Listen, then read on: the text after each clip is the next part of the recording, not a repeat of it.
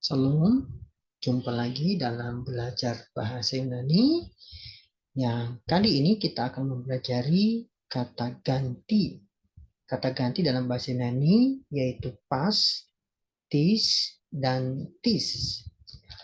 Mari kita melihat pembelajaran bahasa Yunani selanjutnya. Mari kita melihat bagian yang pertama adalah kata ganti pas. Artinya tiap-tiap, seluruh, atau semua. Nah, kata ini adalah kata sifat yang mempunyai akhiran-akhiran maskulin dan neuter menurut deklinasi ketiga dan akhiran-akhiran feminin menurut deklinasi satu. Nah, kita melihat sekali lagi di dalam bahasa Yunani ada jumlah, ada kasus, dan juga ada jenis kelamin. Nah, kita melihat dari sisi tunggal. Kasus nominatif dalam bentuk maskulin pas, dalam bentuk feminin pasa, dalam bentuk neuter pan. Dalam kasus genetif kita melihat maskulin pantos, femininnya pases, neuternya pantos. Dalam kasus datif itu maskulinnya panti, femininnya pase, dan neuternya panti. Dalam kasus akusatif tunggal itu maskulinnya panta, femininnya pasan, neuternya pan. Nah, sekarang kita melihat dalam jumlah jamak. Kasus nominatifnya dalam maskulin, pantes, jenis kelaminnya feminin, pasai, neuternya panta. Nah, dalam kasus genitif, panton, dalam kasus feminin, pason, dalam neuter, panton. Nah, dalam kasus datif, pasi, dalam bentuk feminin, pasais, dalam bentuk neuter, pasi.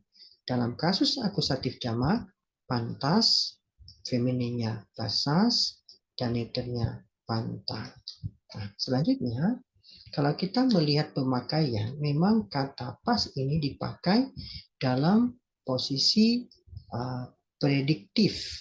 Pasa, he, polis. Artinya semua kota.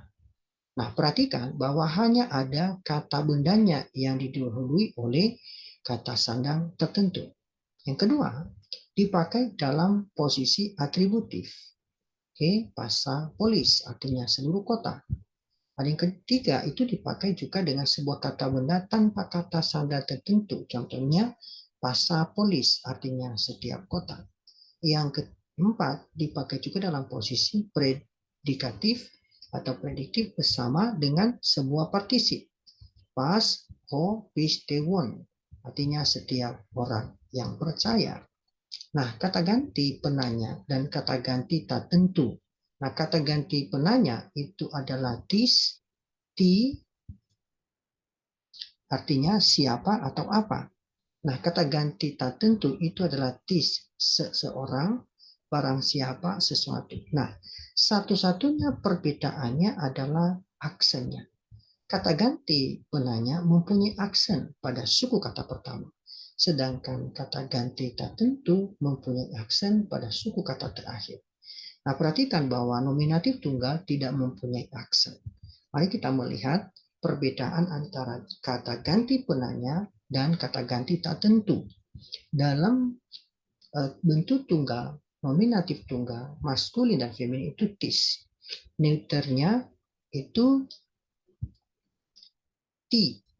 Nah, kalau kita melihat kata ganti tak tentu, maskulinnya tis, neuternya ti.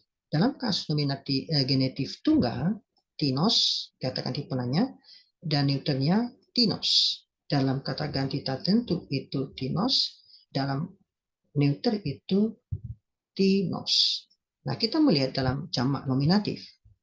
Jamak nominatif, kasus nominatif itu tines, dalam bentuk neuter tina, dalam bentuk kata ganti tak tentu maskulin atau feminin itu tines, dalam bentuk kasus neuter itu jenis kelamin neuter itu tina. Demikian dengan akusatif jamak, maskulinnya tinas, neuternya tina, dan kata ganti tak tentunya maskulin feminnya tines, tinas, dalam neuternya tina. Nah, ini adalah merupakan satu hal yang baku terkait dengan penggunaan kata ganti penanya dan kata ganti tak tentu. Nah, contoh-contoh yang kita lihat yang pertama, tis toto epeyesen. Artinya, apa itu yang kita dengar? Selanjutnya kata tiakomen. Apa itu yang kita dengar? Selanjutnya contoh yang kedua, antropostis. Artinya seseorang. Yang kedua, alegeon tines. Beberapa orang berkata.